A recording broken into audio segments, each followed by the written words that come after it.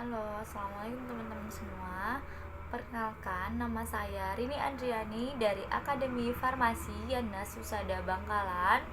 Kali ini kita bakal bahas bab ke-9 yang berjudul Kerangka Perencanaan Usaha. Kebetulan ini juga udah video ke-9 saya dalam bahas kerangka perencanaan usaha. Yuk kita intip presentasi saya. Jangan lupa like, comment, dan subscribe.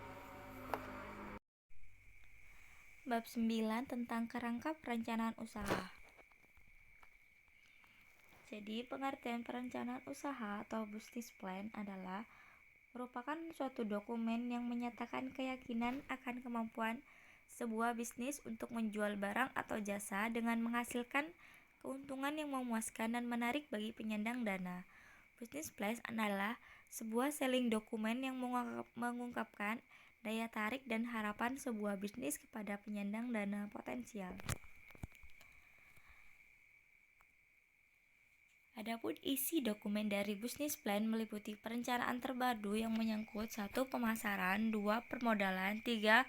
Manufacturing, 4. Sumber daya manusia.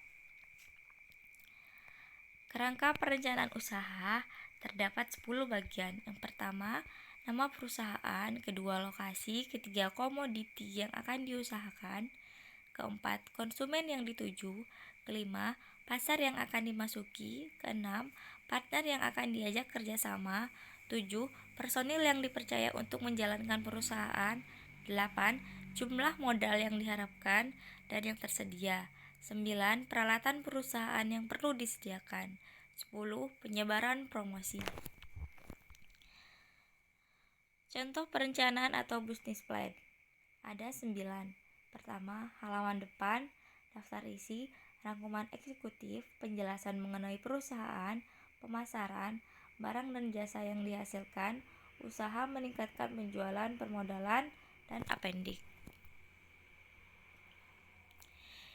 Isi business plan secara sederhana.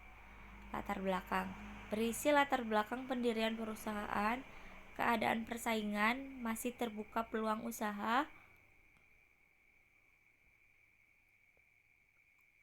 fasilitas yang dimiliki dan prospek usaha di masa yang akan datang.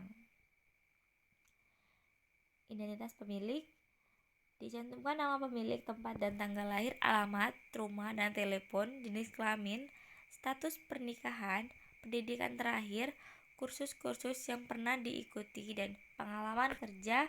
Identitas seorang pemilik. Data perusahaan berisi nama perusahaan, alamat kantor dan nomor telepon, bidang usaha, bentuk badan usaha, bank, mulai berdirinya, serta susunan pengurus.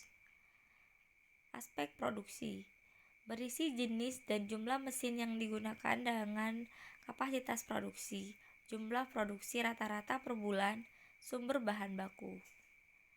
Jika dalam bentuk pertokoan, maka dijelaskan jenis barang yang dijual, sumber barang, dan cara pembelian.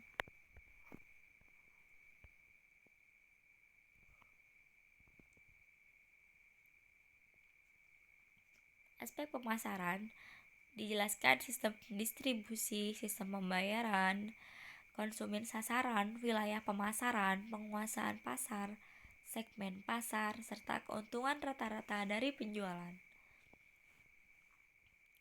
Aspek keuangan mencantumkan kebutuhan uang rata-rata per bulan untuk bahan baku, bahan penolong upah gaji, biaya umum, ATK, bunga, pajak, dan lainnya.